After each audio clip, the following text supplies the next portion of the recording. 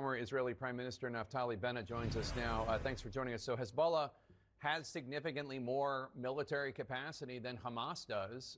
Can the Israelis fight a two-front war, north against Hezbollah and the west against Hamas? Not to mention, of course, the incoming from the Houthis in the south and Iran-backed militias in the northeast. Does Israel have the capability to do this? Yes. Okay. Today's Israeli strikes in Lebanon have Iran, which backs both Hamas and Hezbollah, warning of dangerous consequences. What about that warning? How concerned is the Israeli government, the Israeli military, about the fact that Iran might get more involved? They obviously have fired on Israel directly in the last few months, not to mention, of course, using their proxies. We can defeat our enemies even when they fight us combined. What you're seeing right now is after such a long time of us containing hits from all of our fronts. We've been hit just over the past 11 months. Hezbollah, totally unprovoked, shot 8,000 rockets into Israel, killing dozens of Israelis, including killing 12 young children playing soccer. They got no warning. They got no text messages like we give the Lebanese. And enough is enough. We're fighting back. It's time for Israel to hit back. It's time for us to destroy Hezbollah, this horrible, savage terror organization that, by the way, killed over 240 Americans. And we're doing the job to defeat them. And we're going to follow through on this. You're referring to the attack on the U.S. Marines barrack in Beirut in the 1980s. Do you think the flare-up of the Israeli-Hezbollah conflict is smothering any efforts to negotiate an end to the Gaza war and a return of the Israeli and American and other hostages being held by Hamas?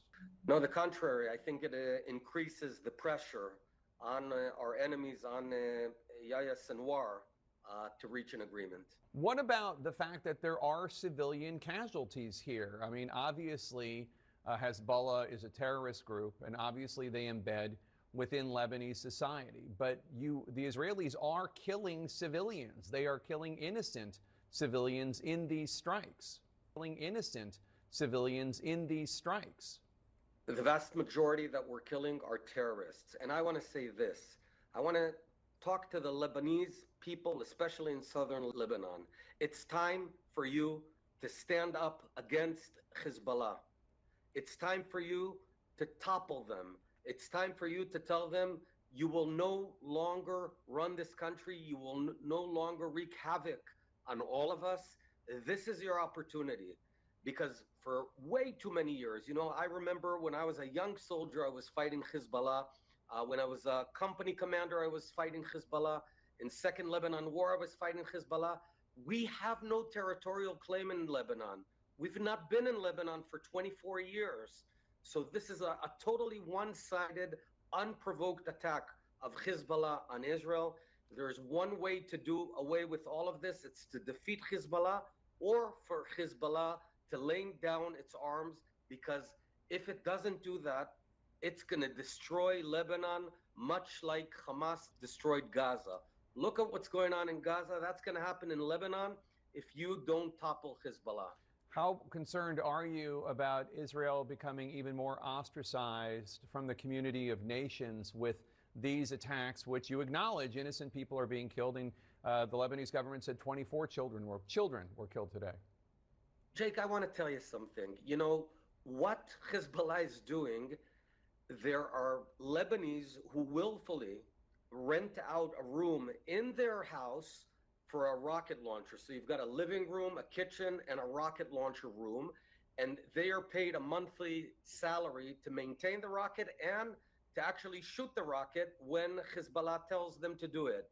Now, if you place a rocket next to your children's room, you're responsible for anything that happens to them, not Israel, where those rockets are targeting us. What would you do? Obviously, we're going after those rocket launchers. Anyone who hosts a rocket launcher in his house is responsible for any consequences, including the danger to his own family. Last week, I spoke with some hostage families, Israeli Americans, who accused Prime Minister Netanyahu of putting his political survival ahead of their needs and the needs to get their loved ones home. Take a listen. I think all Israelis are done listening to Prime Minister Netanyahu, because clearly there's a gap between what he says in terms of his commitment to getting the hostages home and his actions. We all feel that it's all political. We all feel that this war is dragging and it has to stop. That was Jonathan Dekel-Chen, father of Sagi, and Rona Nutra, father of Omer, both of whom are thought to still be alive in Gaza right now, kidnapped by Hamas on October 7th of last year. What's your reaction, sir? We must bring our boys and girls home. They were kidnapped from their beds on a Sabbath morning. They didn't deserve any of this, and we have to bring them home. Right now, Sinwar is not yet coming to the table. I think, yes, the war in the south has been dragged on way too slowly, way too long, very low intensity. I think that we should hit hard and do stuff faster down there. And I think that would bring Yehia Sinwar to the table. And when we can, we need to reach the right deal in order to bring them home. Do you think Netanyahu is dragging this war on and refusing to come up with settlements with Hamas so that he can stay in political power? You know, I don't know, and I don't try to guess anyone's motives. I look at the people's actions. I think the war in the south has taken way, way too long. This has never been Israel's method of war. We've always had short and very effective and targeted wars. The Six-Day War, 1956 war was just a few days. Yom Kippur War was 3 weeks, a bit less than that. And suddenly we've got this very, very slow, low-intensity war, and I think that's a mistake. Former Israeli Prime Minister Naftali Bennett, thank you so much for your time today, sir.